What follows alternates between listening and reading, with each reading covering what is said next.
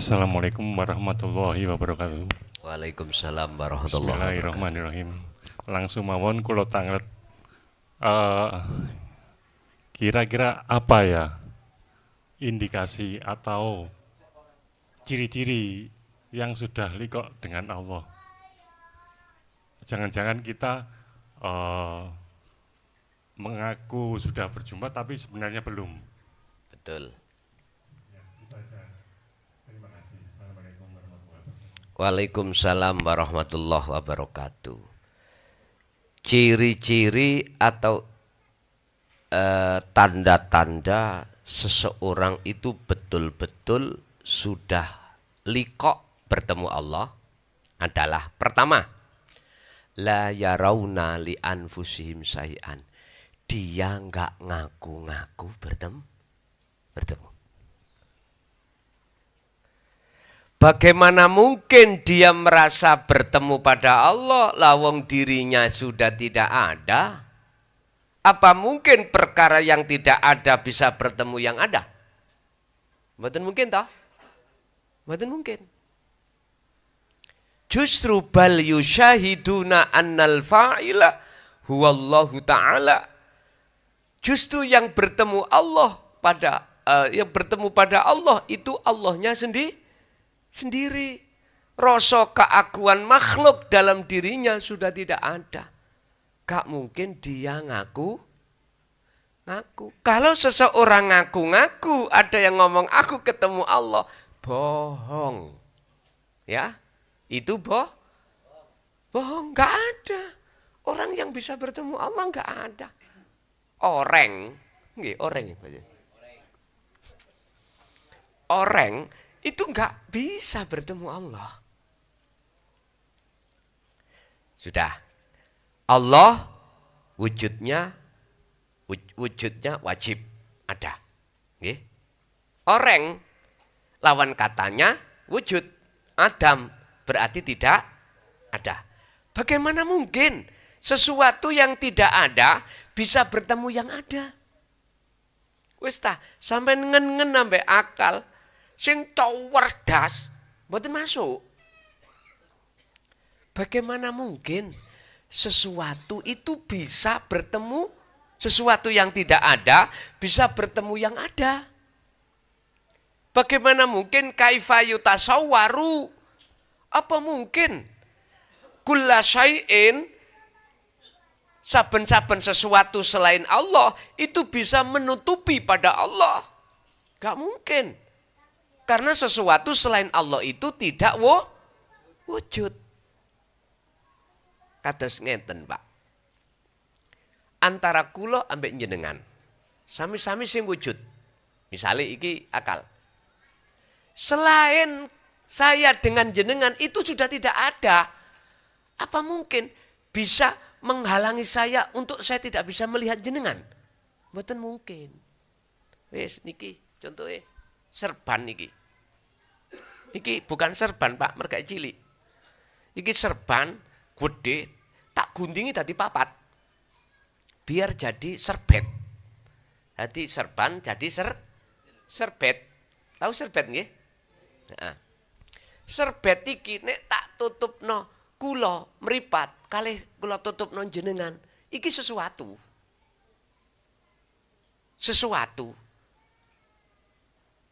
Nek tertutup berarti kula terhalang. Lah ngoten nggih? Terhalang. Oke. Lah, serbet niki lho wis mboten enten bagi saya dan jenengan. Apa mungkin ada bisa sesuatu yang bisa menghalangi saya dengan jenengan? Wong padahal sesuatu selain kula ambek jenengan iki sudah enggak ada. Mboten mungkin. Niki sampean lihat di makalah 15 sampai 25. Syekh Ibnu Athaillah di dalam kitab Hikam mengatakan Allah itu ya tidak mungkin bisa ditutupi oleh sesuatu apapun, sebab Allah itu di sesuatu apapun. Berhubung kita melihat sesuatunya, maka seakan-akan Allah terhalang, padahal yang terhalang itu kita. Jadi pertama cirinya Pak, dikatakan orang yang sudah makrifat pada Allah, orang itu sudah kehilangan kefanaan orangnya. Makhluknya sudah fana. Pertama. Yang kedua, justru yusyahid annal fa'il huwallahu ta'ala. Yang nyata, yang wujud itu cuman Allahnya sendiri.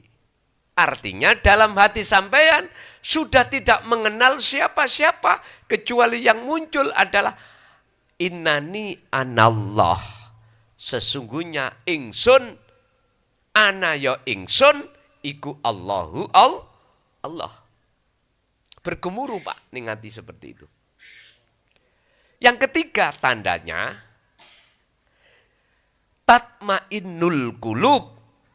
Jenengan iki gak gampang gelisah, gak gampang khawatir, ra gampang takut dengan apapun. Apapun. Karena selain Allah yang disebut apapun itu sudah tidak ada. Bagaimana mungkin Allah itu akan takut pada selain Allah? Sedangkan selain Allah yang munggu Allah itu tidak ada. Misalnya jenengan iki umpama secara akal. Bagaimana sampai niki takut pada polisi? Walaupun jenengan gak helman, sepedaan gak wedi karena tidak ada polisi. Coba sampean kalau merasa polisi di depan jenengan, ojo helman, ayo ketilang, men. Wedi akhirnya. Berarti olehnya kita bawa helm karena takut dengan Pak Polisi. Lah berhubung polisinya sesuatu itu memang tidak ada di mata Allah, maka bagaimana mungkin Allah akan takut pada sesuatu yang tidak ada? Memang ngaji niki bingung Pak, bingung no. Ngaji tasawuf itu memang bingung no. Tapi bingungnya iku engkau dadi tentreme ati sampean nek wis ketemu. Yang terakhir, tanda seseorang itu sudah betul-betul makrifat pada Allah, gak gampang, tidak mudah hati sampean kena daya tipu nafsu diri sendiri. Artinya gak gampang hati sampean kenging kena gebyare dunya. Satu contoh, jenengan hari ini gak megang uang. Di rumah yang dimakan pas-pasan.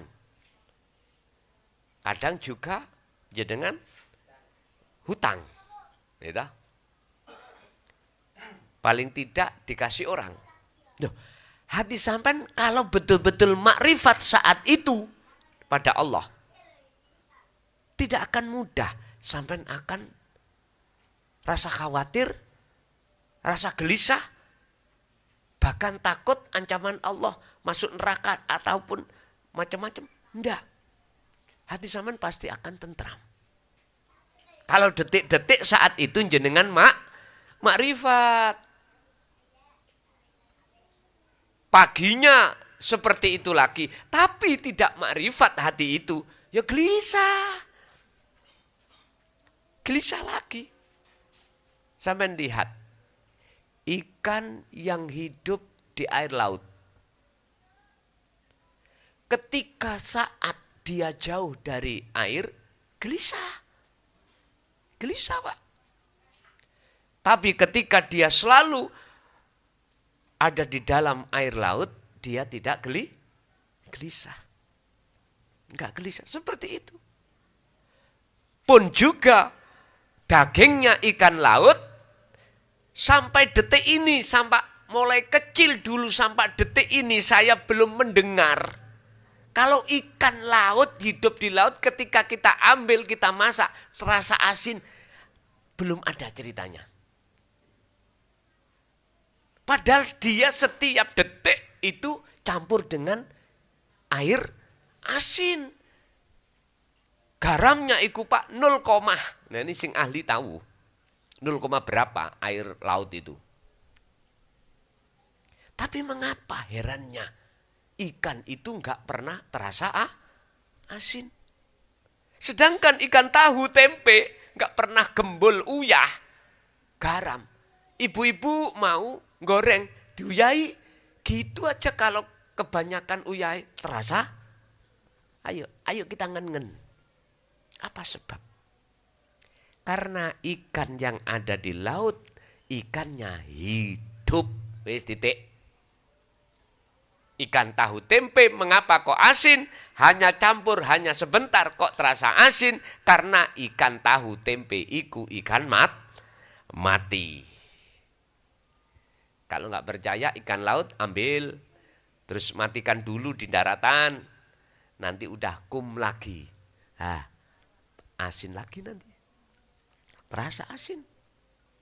Hati jenengan dikatakan hati yang hidup. Dikatakan hati yang hidup adalah hati yang sudah makrifat pada Allah. Maka pasti tidak akan mudah kena kebiar itu dunia. Karena hidup. Dijak orang tukaran, ya enggak mau.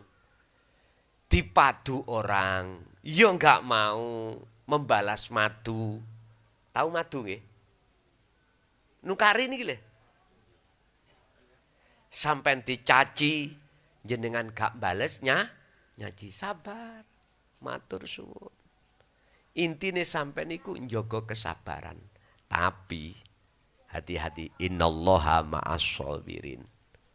Justru yang mencaci itu nanti Allah enggak ridho. Lihat berikutnya. Makanya jenengan gak usah bales. Dicaci gak usah bales nyaci. Dipukul gak usah bales mukul. Udah diem wae. Tapi sing momong, tahu momong apa momong ya? Yang menghormat jenengan yaitu Allah, yang gak terima itu. Gak terima. Sebab jenengan iki posisinya hati tetap madep nang ngersani Gusti Allah. Gak terima. Istilah ngene, Pak. Jenengan punya anak. Anak sampean itu disakiti orang. Lah anak sampean gak bales. Bisanya nangis. Jenengan pripun sebagai orang tua? Ayo. Ngamuk gitu. Ngamuk. Begitu juga Allah. Sing penting jenengan kali kula niki ngikuti Kanjeng Nabi niki. Yarjullaha. Pertama adalah bagaimana caranya jenengan iki bisa bertemu Allah, otomatis pun buruk iki kemana-mana sampai bawah. Sampai bawah. Terus yang kedua jenengan iki bisa masuk di dalam alam akhirat. Yang ketiga bagaimana jenengan iki menjaga dzikir sebanyak-banyaknya. Jadi Pak, tidak ada orang yang betul-betul dikatakan makrifatullah di mata Allah itu dia ngaku-ngaku dia ketemu Gusti Allah. Nggih, lanjut.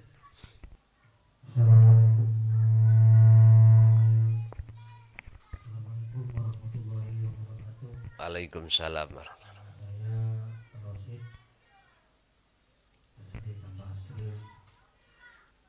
Saya mau bertanya Gus, apakah benar ajaran sesudahnya itu? Karena ada yang benar, ada yang salah. Sampun. Yang kedua, di waktu saya keluar, saya mengalami ada suara begini Gus, suaranya itu bahaya gitu, suara itu apa? Satu, Assalamualaikum warahmatullahi wabarakatuh. Waalaikumsalam warahmatullahi wabarakatuh. terkait masalah ajaran Syekh Lemah Abang atau Syekh Siti Jenar. Saya ada jawaban dua. Ini kalau dipandang orang yang belum mengenal ajaran Rasulullah di jalur dinu tauhid, mesti mengatakan ini enggak benar. Saya maklumi. Karena kita golongan orang orang umum, orang syariat, segala sesuatu itu kita memandang makhluknya. Jangankah Syekh Siti Jenar, Al-Khalat pun dikatakan salah. Sebab munculnya adalah ana al-haq, laisa fi jubbati illallah. Saya ini Allah, aku ini Allah kebenaran. Dan di dalam diri saya itu tidak ada siapa-siapa kecuali Allah. Ini Pak, kalau dihadapkan golongan kita yang masih ada di makom makom umum, mesti kita mengatakan salah, iku sesat. Karena mandangnya kita mesti makhluk. Kita yang mandang makhluk. Nggak bisa mandang Allah. Sehingga mandang wujud apapun itu makhluk. Sementara kewujudan Allah bagi kita masih kategori gaib. Sir, rahasia, ngoten. Tapi kalau bagi seseorang yang sudah mengenal ajaran Rasulullah di jalur dinu tauhid, pasti akan mengatakan inilah ajaran yang benar. Karena apa? Ahli syuhud itu mandangnya sudah tidak selain Allah. Mandangnya hanya pada yusyahiduna, podo nyekseni, podo melihat sopo ahli syuhud. Annal fa'ila ing sak temene isim fa'il yang beraf'al. Huwa utawi fa'il iku Allahu subhanahu wa ta'ala. Begitu Makanya saya jawabnya tadi harus ada dua pandangan. Kalau pandangan golongan beda dengan pandangan orang khos atau khawasul khawas. Beda banget. Iya. Yang kedua. Apa tadi? Oh bahaya. Waktu kholwat ada. Waktu ngamalake jenenge karomat tadi bahaya. Oke. Gini. Kemarin dulu waktu tanggal 7 kan saya berpesan. Apapun yang terjadi di situ nanti ketika jenengan iku wirid yang jumlahnya 183 kalau nggak salah ya. Terus hari Minggu Ba'da Duhur akhirnya diturunkan yang nggak mampu 183 menjadi 99. Apapun yang terjadi di situ, Anda dijatuhkan Allah karomah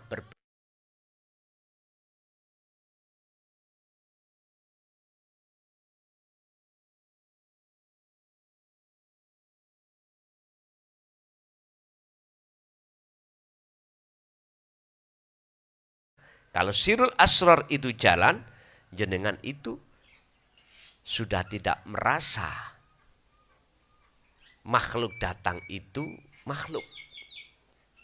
Justru Anda malah merasa yang menggerakkan makhluk termasuk kita atau karomah itu adalah Allah.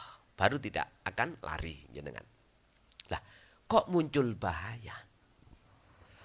Ini ada dua makosid, ada beberapa maksud. Bisa ditafsirkan bahaya buat jenengan manakala itu datang tidak jenengan hati bersirul asrar. Akan jadi bahaya. Bisa jadi itu akan bahaya jikalau tidak jenengan bawa karena sebentar lagi kita akan menghadapi mara bahaya. Bisa jadi. Lihat nanti petunjuk-petunjuk berikutnya Pak. Apakah ada petunjuk-petunjuk lain setelah bahaya itu nanti?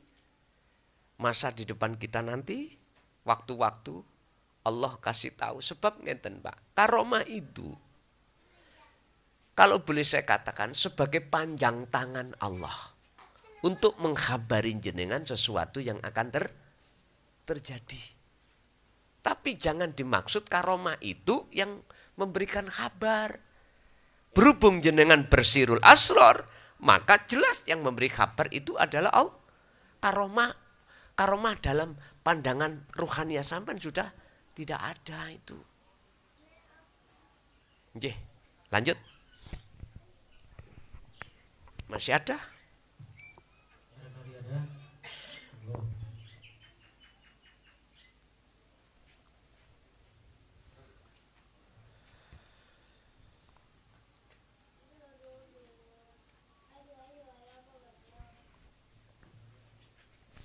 Assalamualaikum warahmatullahi wabarakatuh. Waalaikumsalam warahmatullahi wabarakatuh.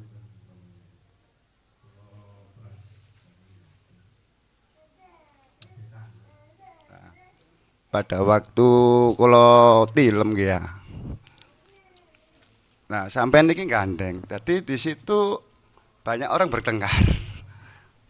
Yang kedua kemarin karoma. Saya kirakan acaranya jam 12. Saya kirakan wis berangkat jam 8. Nah, ketiduran setengah jam di rumah. Pondok itu banyak yang datang, kayak pasukan putih itu turun. Jap, jap. Di situ saya langsung bangun. Mohon penjelasannya. Terima kasih. Bisa di silent karena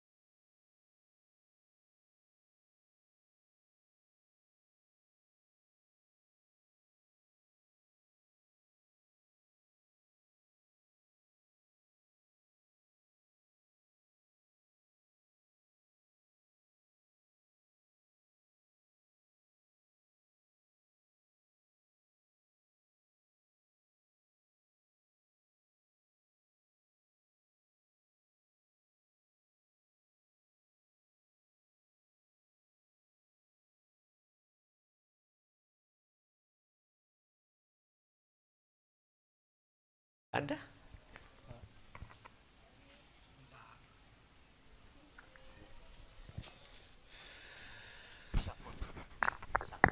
Sabung, sobung. Ya. Bapak Ibu hadirin jamaah, itulah apa yang Allah berikan beberapa pengetahuan tentang ilmu tauhid, khusus apa yang dikasihkan contoh dumateng Kanjeng Nabi Muhammad terhadap kita.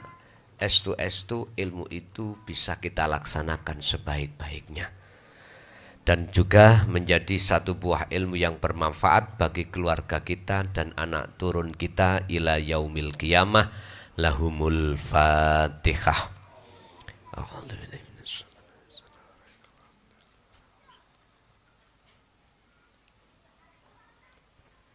Awal sampai akhir barangkali banyak kekhilafan, kata yang kurang berkenan. Saya pribadi mukhlason, mohon maaf dohir dan batin. Akhirul kalam. Assalamualaikum warahmatullahi wabarakatuh.